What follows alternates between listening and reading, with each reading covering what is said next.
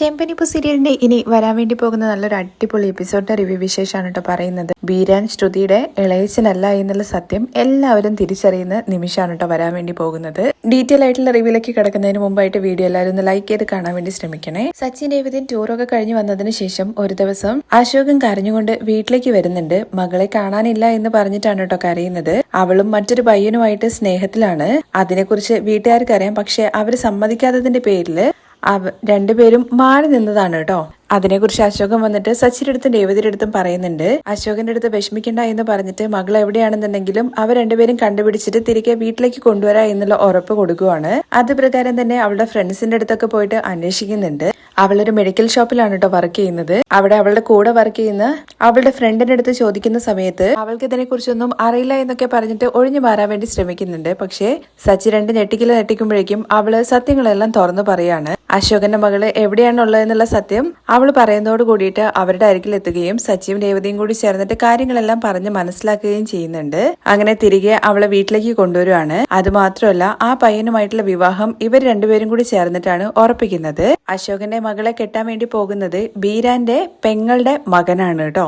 അങ്ങനെ കുറച്ച് ദിവസങ്ങൾ കൊണ്ട് തന്നെ കല്യാണം കാര്യങ്ങളൊക്കെ അറേഞ്ച്മെന്റ്സ് ഒക്കെ ചെയ്തിട്ട് കല്യാണത്തിന്റെ അന്നേ ദിവസം എല്ലാവരും അവിടെ എത്തുന്നുണ്ട്. ഇവരെല്ലാവരും കൂടി ചേർന്നിട്ടാണ് ഈ കല്യാണം നടത്തുന്നത് തന്നെ കേട്ടോ. കല്യാണ ദിവസം അവിടെ എത്തുമ്പോൾ തന്നെ നമ്മുടെ ശ്രുതിയാണെന്നുണ്ടെങ്കിൽ ബീരാനെ അവിടെ വെച്ച് കാണുന്നുണ്ട്. ബീരാന്റെ അടുത്ത് കൈയും കാലും പിടിച്ചിട്ട് പറയുവാണ് ഇവിടുന്ന് പോകണം, ഇവിടെ നിൽക്കരുത് എന്നുള്ള കാര്യങ്ങളെ കുറിച്ചൊക്കെ കേട്ടോ. ഇവിടെ സച്ചിയും രേവതിയും അതുപോലെ ചന്ദ്രയും രവിയും ശ്രീകാന്തും വർഷയും എല്ലാവരും ഉണ്ട് കേട്ടോ. അശോകന്റെ കല്യാണം എന്ന് പറയുമ്പോൾ സ്വന്തം വീട്ടിലെ കല്യാണം പോലെ തന്നെയാണ് എല്ലാവരും കരുതുന്നത്. അതുകൊണ്ട് തന്നെ എല്ലാവരും എത്തിയിട്ടുണ്ടായിരുന്നു. നമ്മുടെ ബീരാനാണെങ്കിൽ ആദ്യം കാണുന്നത് രവിയാണ് കേട്ടോ.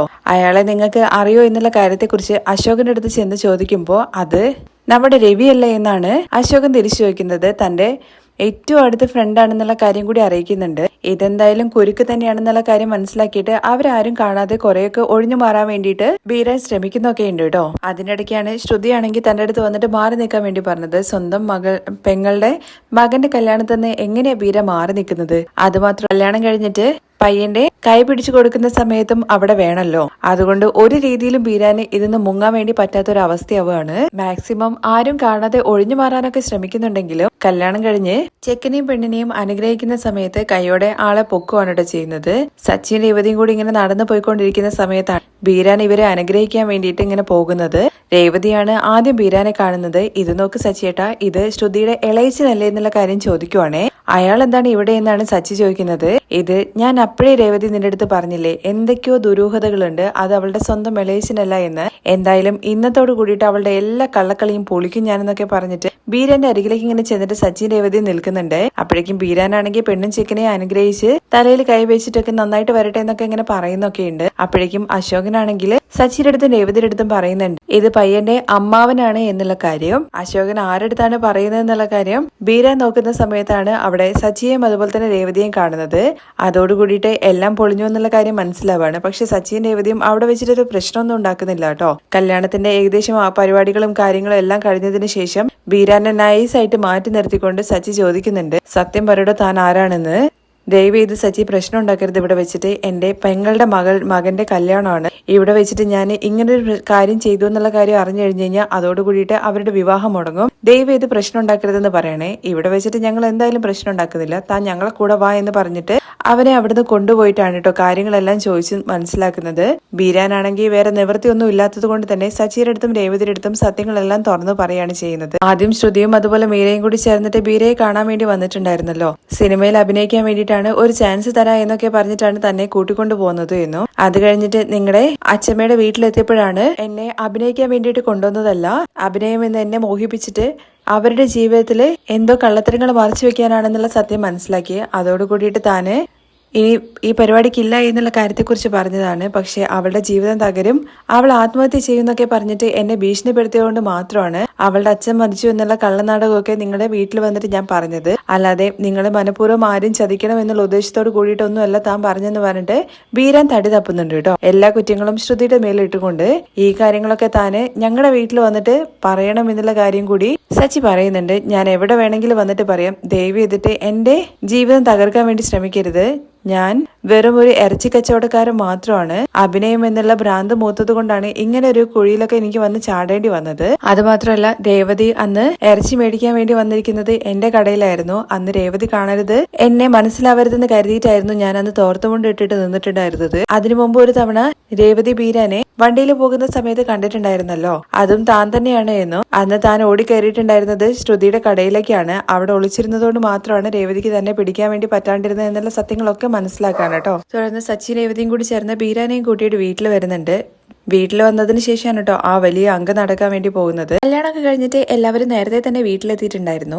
എന്നാൽ സച്ചിൻ രേവതി ലേറ്റ് ആയിട്ടാണ് കേട്ടോ വരുന്നത്. അവർ ചടങ്ങുകളെല്ലാം കഴിഞ്ഞിട്ട് ലേറ്റ് ആയിട്ട് വരുമെന്നാണ് രവി വിചാരിക്കുന്നത്. എന്താടാ, അശോകന്റെ വീട്ടിലെ കല്യാണത്തിന്റെ ചടങ്ങുകളെല്ലാം കഴിഞ്ഞെന്ന് ചോദിക്കുമ്പോൾ വിരുന്ന് പോകാനുണ്ടായിരുന്നു അച്ഛ, പക്ഷെ ഞങ്ങൾ അതിന് പോയില്ല. അതെന്ത് പറ്റിയണെന്ന് ചോദിക്കുമ്പോൾ ചില ചടങ്ങുകളൊക്കെ അച്ഛ ഇവിടെ തീർക്കാനുണ്ട്, അതുകൊണ്ട് ഞങ്ങൾ ഇങ്ങോട്ട് വന്നതാണ്. ശ്രീകാന്തും അതുപോലെ തന്നെ വർഷയും അവിടെ ഇല്ല കേട്ടോ. അവർ രണ്ടുപേരും കൂടി കല്യാണം കഴിഞ്ഞ ഉടനെ തന്നെ റിസോർട്ടിലേക്ക് പോയിട്ടുണ്ടായിരുന്നു. വീട്ടിലെ എല്ലാവരും വിളിച്ചു കൂട്ടുന്നതിന്റെ കൂടെ ശ്രുതിയും വിളിക്കുന്നുണ്ട്. ഞാൻ കല്യാണമൊക്കെ കഴിഞ്ഞിട്ട് കുറച്ചേരം റെസ്റ്റ് എടുത്തിട്ട് ഷോറൂമിലേക്ക് പോകാന്ന് വിചാരിച്ചത്. നീ എന്തിനാടാ വിളിച്ചതെന്ന് ചോദിച്ചിട്ടാണ് ശ്രുതി അരികിലേക്ക് വരുന്നത്. അവൻ ചുമ്മാ വിളിച്ചതായിരിക്കും, നീ പോയിട്ട് റെസ്റ്റ് എടുക്കടാ എന്ന് പറഞ്ഞിട്ട് ചന്ദ്രമതി അവരെ പറഞ്ഞു വിടുന്നുണ്ട് കേട്ടോ.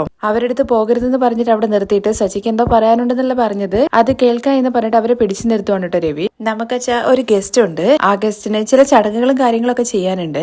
എന്ത് ചടങ്ങ് ആർക്ക് ചെയ്യുന്നതെന്നൊക്കെ ശ്രുതി ചോദിക്കുന്നുണ്ട്. അതൊക്കെ വഴിയെ മനസ്സിലായിക്കോളും. എന്തായാലും സച്ചിയുടെ സംസാരം കേൾക്കുമ്പോൾ നിങ്ങൾ ഹോസ്പിറ്റലിൽ പോകുന്നത് നല്ലതായിരിക്കും, എന്തൊക്കെയോ കടന്ന് പിറുപിറുക്കുന്നുണ്ടല്ലോ എന്നൊക്കെയാണ് കേട്ടോ സച്ചിയുടെ അടുത്ത് പറയുന്നത്. ഹോസ്പിറ്റലല്ലേ, അതൊക്കെ നമുക്ക് പോവാൻ പൗഡർ എടുത്തി. പക്ഷെ ആള് വന്നു കഴിഞ്ഞു കഴിഞ്ഞാൽ ആരാണ് ഹോസ്പിറ്റലിൽ പോകേണ്ടതെന്നുള്ള കാര്യം അധികം വൈകാതെ തന്നെ മനസ്സിലാകും. കാര്യം എന്താന്നുള്ള കാര്യം ഞാൻ പറയുന്നതിനേക്കാൾ നല്ലത് വന്നിരിക്കുന്ന വിരുന്നുകാരൻ തന്നെ നേരിട്ട് വന്ന് പറഞ്ഞു കഴിഞ്ഞു കഴിഞ്ഞാൽ മനസ്സിലാകും. രേവതി അവരെവിടെയാന്നുള്ള കാര്യം ചോദിക്കുമ്പോഴേക്ക് രേവതി അവര് പുറത്ത് തന്നെ ഉണ്ടെന്ന് പറയാണേ. ആരാണടാ പുറത്തുള്ളതെന്ന് രവി ചോദിക്കുമ്പോഴേക്കും അച്ഛ ഇളയച്ചനാണ്. ഇളയച്ചനോ? അപ്പോഴേക്കും ശ്രുതിക്ക് ഇങ്ങനെ ടെൻഷൻ ആവുന്നുണ്ട് കേട്ടോ. ശ്രുതി ഓൾറെഡി അവിടെ വെച്ചിട്ട് കണ്ടിട്ടുണ്ടായിരുന്നല്ലോ, പക്ഷെ ഇവരാരും കണ്ടിട്ടില്ല എന്നാണ് ശ്രുതി വിചാരിച്ചിരിക്കുന്നത്. എന്നാൽ സച്ചിൻ രേവതിയും കൈയോടെ പൊക്കി എന്നുള്ള കാര്യം മനസ്സിലിങ്ങനെ തോന്നൽ വരുന്നുണ്ട്. അപ്പോഴേക്കും സച്ചിയാണെന്നുണ്ടെങ്കിൽ ഇളയച്ച ഇങ്ങോട്ട് വന്നോളൂ എന്ന് പറഞ്ഞ് വിളിക്കുന്നുണ്ട്. ബീരാൻ അങ്ങനെ ഉള്ളിലേക്ക് കയറി വരുവാണേ. ബീരാനെ കണ്ട ഉടനെ തന്നെ ചന്ദ്രമതിയും അതുപോലെ തന്നെ ശ്രുതിയും കൂടി ചേർന്നിട്ട് ഇളയച്ചനാണല്ലോ ശ്രുതിയുടെ ഭയങ്കര സ്വീകരണമൊക്കെ നൽകുന്നുണ്ട് കേട്ടോ, ഉള്ളിലേക്ക് വാ എന്നൊക്കെ പറഞ്ഞിട്ട്. പക്ഷെ അപ്പോഴും ശ്രുതിയാണെങ്കിൽ ഷോക്ക് അടിച്ചതുപോലെ ഇങ്ങനെ നിൽക്കുവാണ്.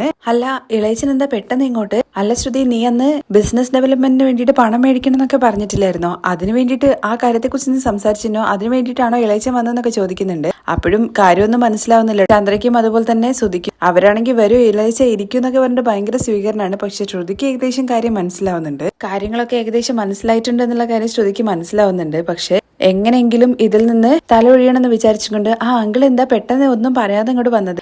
അങ്കിള് വന്നതല്ല, ഞങ്ങളായിട്ട് കൂട്ടിക്കൊണ്ടുവന്നതെന്നൊക്കെ സച്ചി പറയുന്നുണ്ട്. അങ്കിൾ ഒന്നും വിചാരിക്കരുത്, സച്ചി എപ്പോഴും ഇങ്ങനെ തന്നെയാണ്, ഏത് സമയത്ത് എന്ത് പറയണമെന്നൊന്നും അറിയില്ല എന്നൊക്കെ പറഞ്ഞിട്ട് ഉരുണ്ട് കളിക്കുവാണേ. ഇത് കേട്ട രേവതിയാണെങ്കിൽ ഇത് നോക്കി ശ്രുതി, സച്ചിയേട്ടന് ഏത് സമയത്ത് എന്ത് പറയണമെന്ന് നന്നായിട്ട് അറിയാം. അങ്കിളെ